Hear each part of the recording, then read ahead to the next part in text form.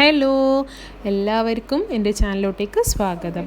അപ്പം ഇന്ന് ഞാനൊരു സ്വീറ്റ് റെസിപ്പി ആയിട്ടാണ് വന്നിട്ടുള്ളത്. കാരണം നമ്മുടെ ചാനലിന് 1000 സബ്സ്ക്രൈബേഴ്സായി. അപ്പം 1000 മെമ്പേഴ്സ് നമ്മുടെ ഈ ഫാമിലിയിലോട്ടേക്ക് ആയതിൻ്റെ സന്തോഷത്തിൽ ഞാൻ നിങ്ങൾക്കൊരു സ്വീറ്റ് റെസിപ്പിയാണ് ഷെയർ ചെയ്യുന്നുള്ളത്. പിന്നെ ഒരു കാര്യം എന്ന് വെച്ചാൽ എനിക്ക് ഭയങ്കര സങ്കടമായത് നമ്മുടെ വ്യൂസൊക്കെ കൂടുതലും കാണുന്നുള്ളത് നോൺ സബ്സ്ക്രൈബ് ചെയ്ത ആൾക്കാരാണ്.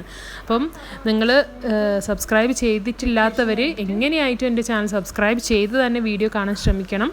കൂടാണ്ട് നിങ്ങൾക്ക് എൻ്റെ റെസിപ്പീസോ ടിപ്സൊക്കെ ആവുകയാണെങ്കിൽ എല്ലാവർക്കായി ഷെയർ ചെയ്യണം. കൂടാണ്ട് നല്ലപോലെ എന്നെ സപ്പോർട്ട് ചെയ്യണം, കമൻറ്റ് ചെയ്യണം. അതുപോലെ തന്നെ എൻ്റെ എല്ലാ മിസ്റ്റേക്സും പറഞ്ഞു തരണം, ഇമ്പ്രൂവ് ചെയ്യാനുള്ള കാര്യങ്ങളൊക്കെ എനിക്ക് സജസ്റ്റ് ചെയ്ത് തരണം. അപ്പം നമ്മൾക്ക് ഇനി വീഡിയോയിലോട്ടേക്ക് കടക്കാം എന്താണെന്നുള്ളത്. അപ്പം ഞാൻ ഇന്ന് നിങ്ങൾക്കായിട്ട് ഷെയർ ചെയ്യാൻ പോകുന്ന റെസിപ്പി എന്ന് പറഞ്ഞാൽ ഒരു ഗ്രിൽഡ് പൈനാപ്പിൾ സൺഡേ അല്ലെങ്കിൽ ഒരു ഗ്രിൽഡ് പൈനാപ്പിൾ ഐസ്ക്രീം എന്ന് പറയുന്ന ഒരു റെസിപ്പിയാണ്. അപ്പോൾ ഇതിനാവശ്യമായ സാധനം ഞാനിവിടെ കുറച്ചായിട്ടാണ് ചെയ്യുന്നുള്ളത്. 2 പൈനാപ്പിൾ എടുത്തിട്ടുണ്ട്. അപ്പോൾ അതിൻ്റെ നടുഭാഗം ഞാൻ കളഞ്ഞിട്ടുണ്ട്. കാരണം നടുഭാഗത്താണ് നമുക്ക് കൂടുതൽ അലർജി വരുന്ന സ്ഥലം. പിന്നെ എനിക്ക് വേണ്ടതെന്ന് വെച്ചാൽ ഐസ്ക്രീം സ്കൂപ്പാണ്. പിന്നെ 1 കപ്പ് പഞ്ചസാര വേണം. പിന്നെ ഒരു ഫ്രഷ് ക്രീം ആവശ്യത്തിന്, ബട്ടർ, പിന്നെ കുറച്ച് കുരുമുളകും അതുപോലെ തന്നെ സിനമൺ പൗഡറും ആണ്. സിനമൺ എന്ന് വെച്ചാൽ നമ്മുടെ പട്ട പൊടിച്ച ഒരു പൊടിയാണ് സിനമൺ. അപ്പോൾ ഇത്ര സാധനങ്ങളാണ് നമുക്കിത് വേണ്ടത്. അപ്പോൾ ഫസ്റ്റ് നമ്മൾ എന്താ ചെയ്യേണ്ടതെന്ന് വെച്ചാൽ ഗ്രില്ല് ചെയ്യേണ്ടതല്ലേ. അപ്പോൾ ഗ്രില്ല് ചെയ്യാൻ വേണ്ടിയിട്ട് ഞാനൊരു പാൻ അടുപ്പത്ത് വെച്ചിട്ടുണ്ട്. പാന് ചൂടായി വരുന്നതേ ഉള്ളൂ. അപ്പം നമ്മൾ ചൂടായിട്ടുണ്ട്. അപ്പോൾ അതിലോട്ടേക്ക് നമ്മൾ പൈനാപ്പിൾ സ്ലൈസസ് വെച്ച് കൊടുക്കാം. അപ്പം നമ്മൾ എന്താ ചെയ്യണമെന്ന് വെച്ചാൽ ഫസ്റ്റത്തെ കാര്യം തീ ചെറുതായിട്ട്, അത് ഏറ്റവും ലോ ഫ്ലെയിമിൽ വെച്ച് കൊടുക്കണം കേട്ടോ. അത് കഴിഞ്ഞ് നമ്മൾ സ്ലൈസസൊക്കെ വെച്ച് ഗ്രില്ല് ചെയ്യാൻ വേണ്ടിയിട്ട് സ്ലൈസസ് വെച്ച് കൊടുക്കാം. അപ്പം ഇതേ പാനിൽ തന്നെയാണ് ഞാൻ സോസ് ഉണ്ടാക്കാൻ വേണ്ടിയിട്ട്, കാരമലൈസ് ചെയ്യാൻ വേണ്ടിയിട്ട് പഞ്ചസാര ഇട്ട് കൊടുക്കുന്നത്.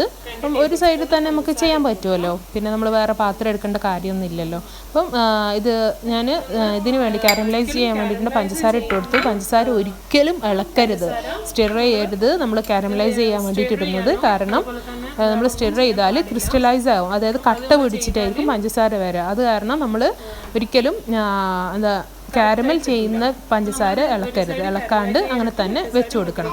അപ്പം അത് കഴിഞ്ഞ് നമ്മൾ കുറച്ച് സമയം കഴിയുമ്പോഴേക്ക്, അതായത് 1 മിനിറ്റൊക്കെ കഴിയുമ്പോഴേക്ക് നമ്മൾക്ക് പൈനാപ്പിൾ ഒന്ന് തിരിച്ചിട്ട് കൊടുക്കണം. ഇങ്ങനെ 2 പൈനാപ്പിളും നമ്മൾ തിരിച്ചിട്ട് കൊടുത്തു.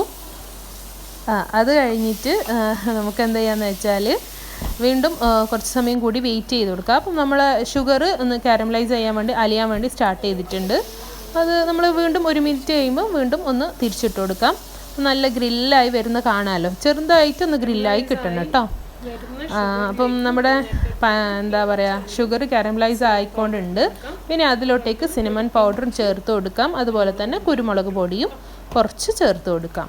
പിന്നെ നമുക്ക് വെയിറ്റ് ചെയ്യാം. ഫുള്ളായിട്ട് ഒന്ന് അത് കാരമലൈസ് ആയി കഴിഞ്ഞാൽ നമുക്ക് ജസ്റ്റ് ഒന്ന് മിക്സാക്കി കൊടുക്കാം. ഈ മിക്സാക്കി കൊടുത്ത് കഴിഞ്ഞിട്ട് നമ്മൾ എന്താ ചെയ്യേണ്ടതെന്ന് വെച്ചാൽ അത് ഒന്നും കൂടി കുറച്ച് വെയിറ്റ് ചെയ്യാം, അത് ആ ഒരു സ്പൈസസൊക്കെ കറക്റ്റ് ആവാൻ. അത് കഴിഞ്ഞ് ഇതിലോട്ടേക്ക് മിക്സ് ചെയ്ത് കൊടുക്കാം. ഈ പൈനാപ്പിളിലോട്ടേക്ക് മിക്സ് ചെയ്തിട്ട് നമ്മുടെ ഈ കാരമലൈസ് ചെയ്തതൊക്കെ മിക്സ് ചെയ്യാം. നല്ല പോലെ കോട്ട് ചെയ്ത് കൊടുക്കണം കേട്ടോ. അപ്പം ഇപ്പോൾ ഇത് നല്ല പോലെ കോട്ടായിട്ടുണ്ട്, നല്ല തിളച്ച് വരുന്നുണ്ട്. പിന്നെ നമുക്ക് തീ ഓഫ് ചെയ്യാം. തീ ഓഫ് ചെയ്ത് കഴിഞ്ഞിട്ട് നമുക്ക് സെർവിങ് പ്ലേറ്റിലോട്ടേക്ക് പൈനാപ്പിൾ സ്ലൈസസ് മാറ്റാം. അപ്പം ഞാൻ 2 പൈനാപ്പിൾ സ്ലൈസസും സെർവിങ് ബൗളിലേക്ക് മാറ്റിക്കഴിഞ്ഞു.